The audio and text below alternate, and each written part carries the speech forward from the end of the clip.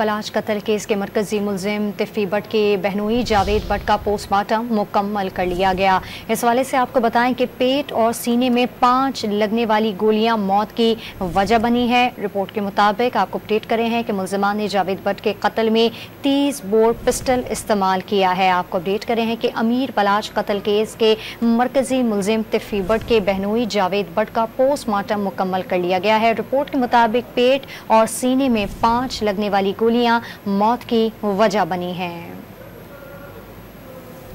मुलजिमान ने जावेद बट के कत्ल में 30 बोर पिस्टल इस्तेमाल किया, ऐसा बताना है पुलिस की तफ्तीश के हवाले से। अमीर बलाच कत्ल केस के मरकजी मुलजिम तिफ़ी बट के बहनोई जावेद बट का पोस्टमार्टम मुकम्मल कर लिया गया है। रिपोर्ट के मुताबिक पेट और सीने में 5 लगने वाली गोलियां मौत की वजह बनी हैं। पुलिस तफ्तीश के मुताबिक मुलजिमान ने जावेद बट के कत्ल में 30 बोर पिस्टल इस्तेमाल किया। अमीर बलाच कत्ल केस के मरकजी मुलजिम तिफ़ी बट के बहनोई का पोस्टमार्टम मुकम्मल।